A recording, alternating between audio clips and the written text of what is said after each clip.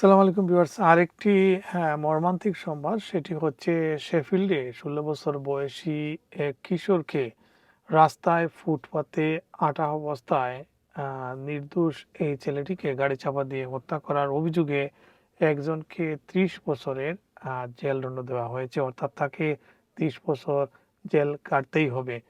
আর ঘটনাটি ঘটে শেফিল্ডে এবং যে চালক তাকে গাড়ি চাপা দেয় তিনি আসলে মপেড আরোহীদের লক্ষ্য করছিলেন এবং তাদেরকেই মূলত টার্গেট করে তিনি গাড়ি চালাচ্ছিলেন রাস্তার উল্টা পাশ দিয়ে। কিন্তু সেই সময় ফুটপাত দিয়ে ১৬ বছর বয়সী এক নির্দোষ কিশোর সে হেঁটে যাচ্ছিল এবং আহ, গাড়িটি কন্ট্রোল করতে না পেরে ওই শিশুটিকেই অর্থাৎ ওই কিশোরকেই আঘাত করা হয় এবং সেখানেই তার মৃত্যু হয়। সেই ঘটনাটি আজকে বিভিন্ন সংবাদ মাধ্যমে এসেছে এবং সেখানে যেটি আমি পড়ে দেখলাম যে নিহত ১৬ বছর বয়সী ওই কিশোরের নাম আবদুল্লাহ ইয়াসের আবদুল্লাহ তালেব। আহ, তিনি আল ইয়াজিদি নামেও পরিচিত। গত বছরের ৪ জুন শেফিল্ডের স্টানিফোর্থ রোডে ফুটপাত দিয়ে হাঁটছিলেন। বিচারক বলেন যে তিনি ভুল সময়ে ভুল জায়গায় ছিলেন। আদালতে প্রমাণিত হয় ২১ বছর বয়সী জুলকারনাইন আহমেদ একটি ADS-3 গাড়ি নিয়ে ব্যস্ত সড়কের উল্টা পাশ দিয়ে দ্রুত গতিতে চালিয়ে ই-বাইক ও মোপেড আরোহীদের একটি দলকে লক্ষ্য করে হামলা চালান। এ সময় গাড়িটি ফুটপাতে উঠে গিয়ে আবদুল্লাহকে সজোরে ধাক্কা দেয়। সংঘর্ষের ফলে তিনি বাতাসে ছিটকে পড়েন এবং ঘটনাস্থলেই প্রাণ হারান। বিচার চলাকালে জুরিদের সামনে উপস্থিত সিসিটিভি ফুটেজে দেখা যায় মুখোশধারী ই-বাইক আরোহীদের দিকে গাড়ি চালিয়ে দেওয়া হয় এবং একজন আরোহীকে হেজের উপর ছিটকে ফেলা হয়। এরপর গাড়িটি ফুটপাতে উঠে আবদুল্লাহকে আঘাত করে। দুর্ঘটনার কয়েক মুহূর্তে আগেও আবদুল্লাহকে একটি পানির বোতল উপর দিকে ছেড়ে সে খেলতে খেলতে যাচ্ছিল এরকম দেখা যায়।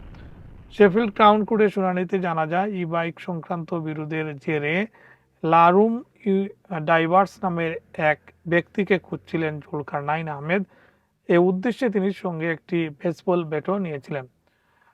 বৃহস্পতিবার আবদুল্লাহর মৃত্যুর প্রথম বার্ষিকীতে বিচারপতি মিসেস জাস্টিস টিপন্স জুলকারনাইন আহমেদকে যাবজ্জীবনের কারাদণ্ড দেন এবং ন্যূনতম ৩০ বছরের সাজা নির্ধারণ করেন। এই গাড়ির পেছনে আসনে থাকা ২৭ বছর বয়সী ভাই আরমান আহমেদকে হত্যার অভিযোগ থেকে খালাস দেওয়া হলেও অনিচ্ছাকৃত হত্যাকাণ্ডে ম্যানস্লটার বা সহযোগিতা করার কারণে গুরুতর শারীরিক ক্ষতি করার দায়ে দোষী সাব্যস্ত করা হয়। তাকে ১৭ বছরের কারাদণ্ড দেওয়া হয়েছে। রায় ঘোষণার সময় বিচারক বলেন আবদুল্লাহ ছিলেন জীবন প্রেমী, আশাবাদী এবং সবার প্রিয় একজন মানুষ। তিনি আরো বলেন মাত্র ১৬ বছর বয়সে গত বছরের ৪ জুন বিকালে স্টানিফোর্ড রোডের ফুটপাতে হাঁটার সময় জুলকারনাইন আহমেদের চালানো গাড়ির মাধ্যমে তিনি নিহত হন। আদালতে আবদুল্লাহর বাবা জানান তার ছেলের মৃত্যুর মাত্র ২ মাস আগে যুদ্ধবিধ্বস্ত ইয়েমেন থেকে যুক্তরাজ্যে এসেছিলেন। তার লিখিত বক্তব্যে বলা হয় ইয়েমেনের জীবন প্রায় অসম্ভব হয়ে উঠছিল। সেখানে যুদ্ধ, সশস্ত্র গ্যাং এবং অস্ত্রধারী লোকজনের ভয় ছিল সর্বত্র। নিরাপত্তা ও পরিবারের জন্য একটি ভালো জীবনের খোঁজে আমি ইংল্যান্ডে এসেছিলাম। আসলে ঘটনাটি খুবই মর্মান্তিক। সেই ইয়েমেন থেকে জীবন বাঁচার তাগিদে ইংল্যান্ডে এসেছিলেন, সেখানে এসেই তার ছেলের মৃত্যু হয়েছে। ভিউয়ার্স, এই পর্যন্ত আজ। অন্য কোনো সংবাদে আবার দেখা হবে।